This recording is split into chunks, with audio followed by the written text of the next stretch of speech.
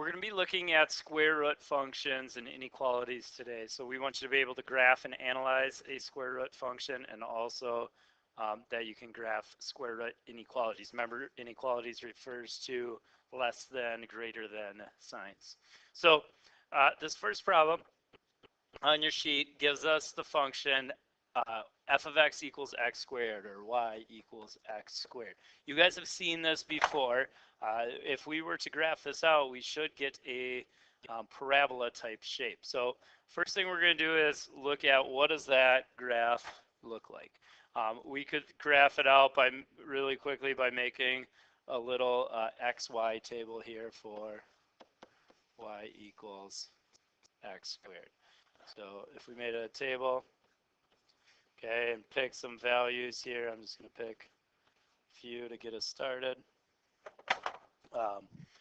And we put those values in for the function x squared, we would get the y values. So if we, for instance, do -2, that's whatever we get when we square -2, because our function's x squared, which would be 4. If we take -1 and square it, we get 1. If we do 0 squared, we get 0. 1 squared is 1. 2 squared is 4. So graphing out those points, we get this graph that you've seen before, which is the shape of a parabola. Okay. Now what we want to do is look at what is the graph of the inverse of this. All right, well, let's graph the inverse here. Remember to find inverse from last lesson, we want to solve for the other variable. So if we start with y equals x squared, we want to solve for x. That means to undo this power 2, we need to square root both sides. And recall that when you take the square root, it's always plus or minus of whatever you're taking the square root of. So now we got x equals plus or minus the square root of y. Now this is not necessarily a function because it has plus or minus, but we can still graph it out to do this. So to graph it, we are going to need to do a table here for, sorry about that.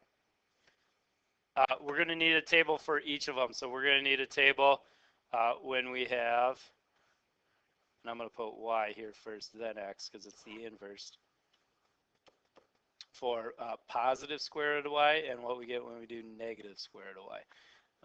So if we make some values here too, and I'll use the same ones, what do we get when we put it out? Well, -2, if we put that value in for y, not going to work out so well because we can't do square roots of negative. So that one doesn't work. There's no value here. It's not in the domain. Same with -1. But we can put 0 in. If we put 0 in, square root of 0 is 0. If we put 1 in, square root of 1 is 1. If we put 2 in, square root of 2 is going to be like 1.4. We could put some other values. I'm going to skip 3 and go to 4. If we put 4 in, we'd get 2. So if we graph those values out, 0, 0, 1, 1, 4, 2, it looks like that. Let's do a table for the other one. Now, same thing's going to happen if we put those negative ones in. So I'm going to start with 0 here. Square root of 0, 0. If we put 1 in, square root of 1 is 1, but it's a negative 1 because there's a negative sign in front. Square root of 2 is going to be like -1.4. Square root of 3, if you do that, you get like 1.7, and again it's negative, so negative of that. If you put 4 in, square root of 4 is 2, and it would end up being a negative because there's that negative in front. So you also get points down here. So this graph is also a parabola. It's just that it's kind of going sideways. Recall from our last lesson on inverses that inverses are always a reflection across this line, this diagonal 9, y equals x. And again, it is. Any point, as you can see, has a reflection point across that line. So this is an inverse because remember, inverse, you're switching x and y around. We're going to be looking at these types of graphs today, these specifically this one in red here. That's the square root function, because when you take the inverse of something squared, you get a square root. Okay, so on number 2, they want us to graph out what is this going to look like here. The first thing that we want to do is be able to figure out some points. So if we know points, we can graph it out. So let's see what happens when we put some of these points in. If we substitute -3 in for x, we're going to get this, which would equal square root of -1. Uh-oh, this one we can't do. There's not a point available for that. The reason, -3 is not in the domain of this function. Okay, so we can't do -3. -2 I think we can do though. If we put -2 in here, that's going to be square root of 0, and square root of 0 is 0. So 0 is the value we get there. If we plug -1 in, -1 plus 2 is 1, and square root of 1 is 1. And we can keep going here, and we should be able to fill this in. If we put 0 in, we're going to get square root of 2. And if you put square root of 2 in your calculator, it's pretty close to like 1.4 or something. We'll round off just for graphing here. If you put the next one in, you'll get square root of 3, which equals about 1.7. So we want to graph these out and see what this kind of gets. So -3 we can't do. -2, 0 is a point. -1, 1's a point. 0, 1.4 is about there. 1, 1.7, that's about there. I'm going to do one more. If you plug in 2, 2 plus 2 is 4, square root of 4, but the next one would give us 2. So you can see there's the points that we want to connect. This is not a straight line. This is curving. Okay, it's kind of like, if you go back to our last graph, it's kind of like this upper part of the parabola. Okay, so that's the graph of what this looks like. Now, they want us to answer a few other questions. What's the x-intercept? What's the y-intercept? What's the domain and range? X-intercept would be where this crosses the x-axis. And our graph touches the x-axis right here at -2. So the x-intercept would be -2. The y-intercept, that's where it crosses the y-axis, right there. And it crosses the y-axis, and that's kind of in the middle. But we can see from here it was about 1.4, but the actual exact value that gave us that was square root of 2, because that's what you get when you plug 0 in for the function. So that's crossing at square root of 2, which is like 1.4. Okay, domain and range. Remember, these we've talked about before. Domain is your x, range is your y's. Now, domain and range can be points, but we don't want to just list out here like -2, -1, 0, 1, 2. I know those are the x points we had from over here, and we could do the same and list these, but that's not the answer. There's a lot more points than just those that I listed out there. Because if we look at our graph, I have a point right here at 1.5 something. Did I list? Had I had that listed before? No. There's many. In fact, there's infinite points in our domain. I want to be able to list them all. So we want a way of doing that where we're not just listing a bunch of ordered pairs, because ordered pairs aren't going to cut it on this graph. So how we are going to find the domain and range is by looking at what's under the square root. So I'm going to jump down a little bit on your note sheet. We're going to do this by looking what's under the square root. So for these ones, your number under this, whatever's under the square root, so on this first one, 4x plus 2, we want to keep that bigger than 0. And the reason is it's under a square root sign. What numbers can we take the square root of? Well, we know we can't take square roots of negatives. Okay, positives are fine. The smallest thing you can take the square root of is 0. So what we want to do is take what's under that square root and set it greater than or equal to 0. As long as that stays bigger than 0, you can get the domain. So if you solve this little equation out now, you will find out what the domain is. Here, we would want to finish by dividing by 4, and we get that x is greater than negative 2/4, which simplifies to x being greater than negative 1/2. So any number bigger than negative 1/2 would be the domain here. As long as you plug some number in for x that's bigger than negative 1/2, we can find out what y equals. If you pick something smaller, no good. Okay, so let's go back to that one we were on and see if we can use that to here to help us find our domain.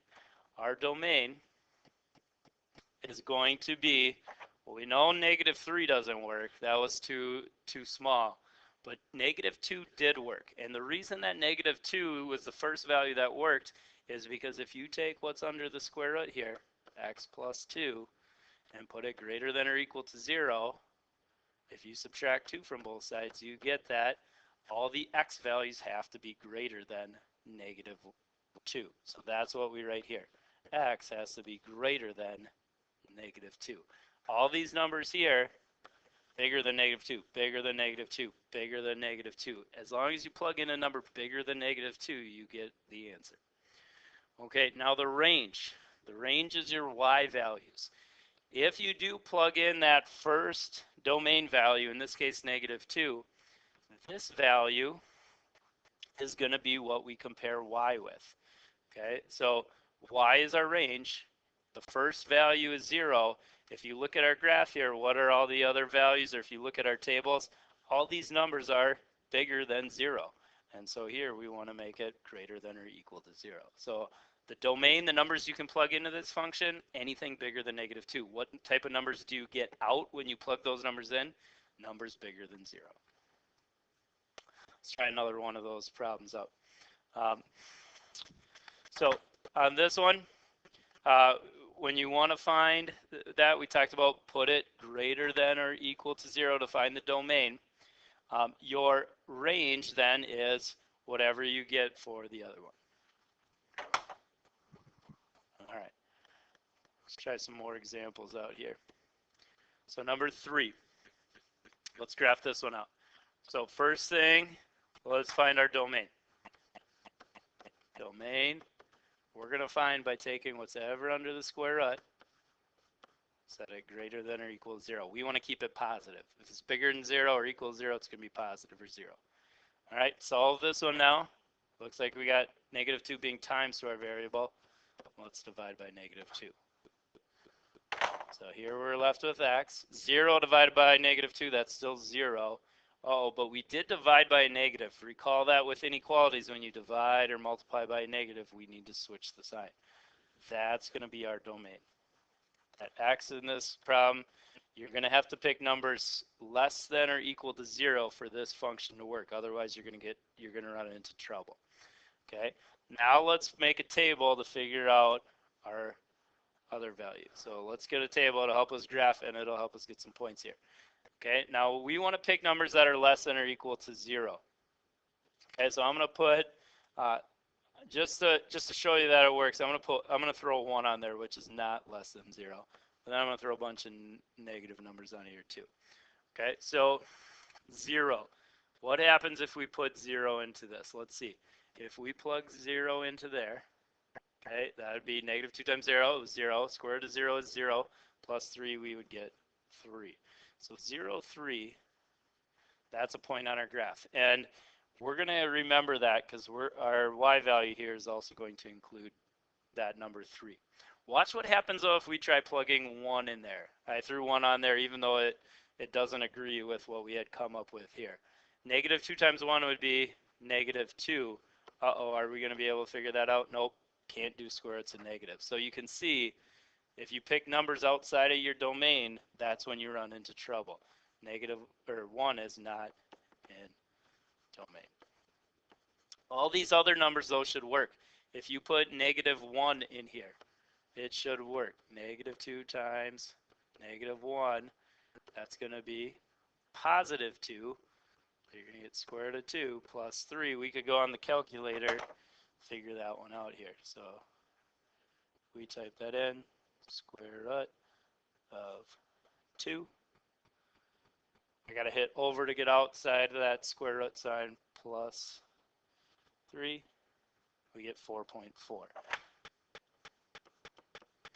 Okay, now that's kind of a lot of work to keep punching these in, punching these in. I'll show you a quick way of getting the table that we've done before, and that is to actually enter in the function and bring up your table. So if we type this function in, square root, type in -2, hit your variable button. We got to hit over to get outside of that square root sign, plus 3. And if you hit graph, it should show you a graph. Our graph should end up looking like that.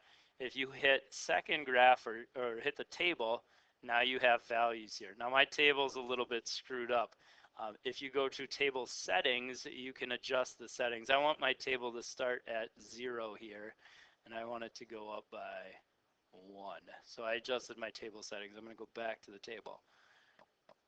Notice anything greater than 0 says error because it's not in the domain, but if I scroll up, now I see a bunch of values that I can graph.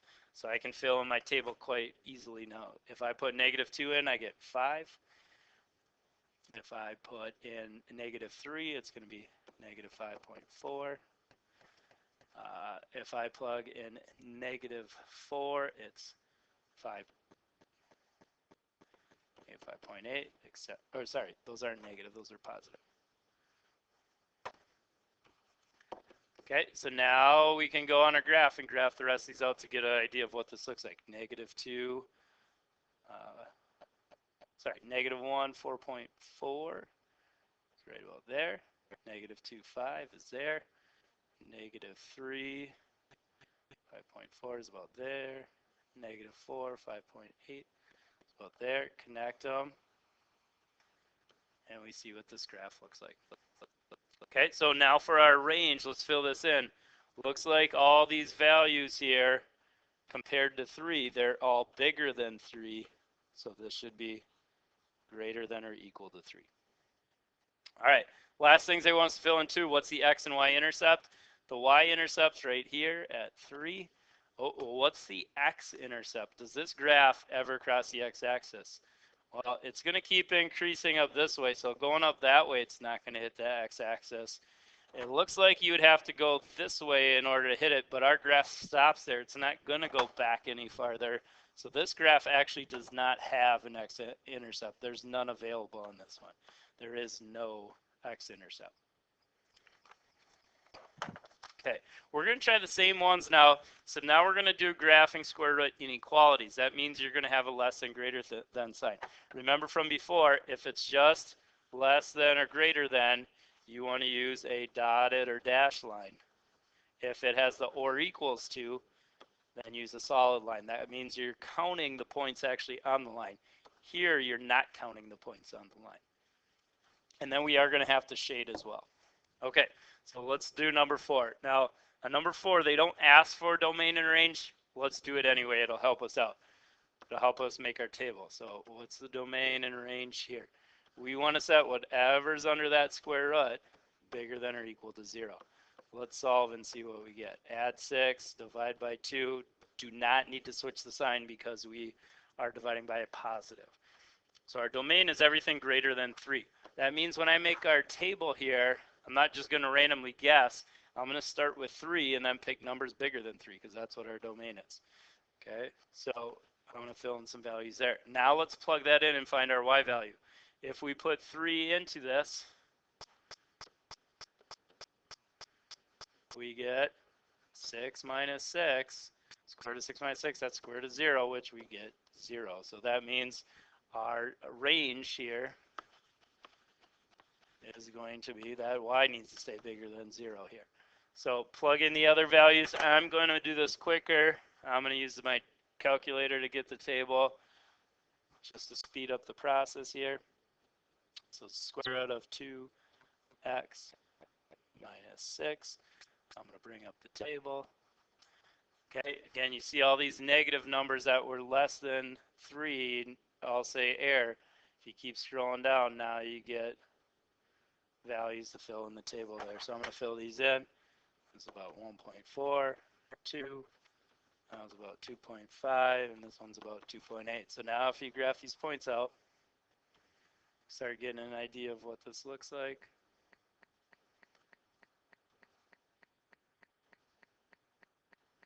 Okay, now be careful here. Don't just automatically do solid line here. We got to figure out, is this dotted or solid? This one should be a dotted line. And the reason that it's dotted, our inequality doesn't have the or equal to side. So we want to connect these with a dotted line, showing that the points on the line don't make this true. Next thing we need to do, shade. Should we shade above or below? This one's less than. If we want the points less than, we should shade below. So everything under this line should get shaded in. Okay, you don't need to shade to the left there because the line doesn't go any farther to the left. So any point I pick in that yellow region makes the inequality over there true. Why don't you pause the video, try out number 5, and see what you come up with for number 5. All right, let's see what you got. I'm going to find domain again. Okay, domain, we want to set what's under that square root sign greater than or equal to 0. This is 1/2. If we times by 2, that gets rid of that. So now we got 1x or x greater than or equal to 0 times anything 0. So when I make my table, I'm going to start with 0 and pick numbers greater than that to fill this in. If you put 0 in here, 0 times 1/2 is 0, square root of 0, 0 plus 2 though, we get 2 here, which means our range on this one is going to be that y needs to be greater than 2. If you plug some other numbers in here, you can get it. I've kind of done that already, so hopefully you came up with the same thing I did. But these are the values you should get if you plug those numbers in. Now graph those out. 0, 2's there. That value's there, over there. Kind of looks like that. Here we want to connect them with a solid line. It does have the or equals to, and it's greater than, so we want to shade above. So when you shaded, hopefully you picked everything up here. So anything on the line or anything in yellow here should make this one true. All right. Well, where would we use something like this? Well, if you go into physics or any type of engineering with motion, you see square root functions. One example is with energy. So if you've seen one of these little things, oftentimes they're sitting on a desk where you kind of take the metal ball, you lift it up this way, and then you let it go and it cracks and all these, and then the other one comes up. That has to do with potential energy and kinetic energy. So they're saying this equation right here lets you find the velocity of that ball if you know some things about the kinetic energy and the mass.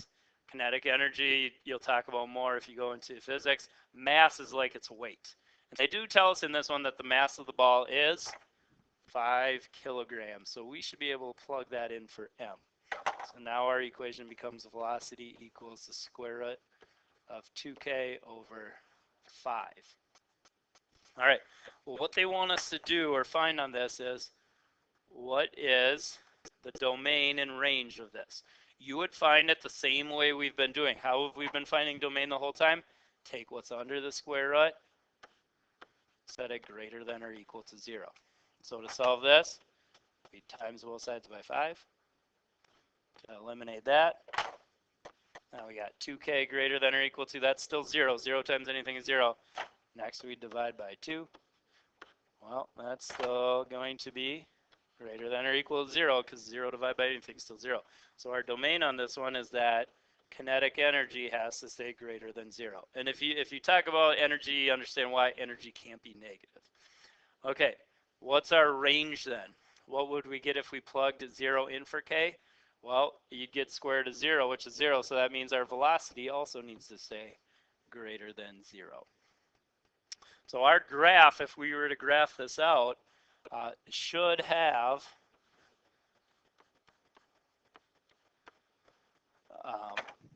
a point at 0, 0, should be the first point. To get some other points then, you would make a table and graph it out.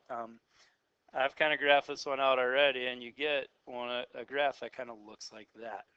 Okay, so they want to know, according to this equation, if the ball is traveling at 6 meters per second, what's the ball's kinetic energy? 6 meters per second is a speed or a velocity. So what we want to do with that number is substitute that in for v. So let's plug that into our equation for v. So we're putting this in for the velocity. What does this solve out to equal now? Well, we can't times by 5 right now because that 5 is under the square root. We got to do something with that square root first to get rid of it.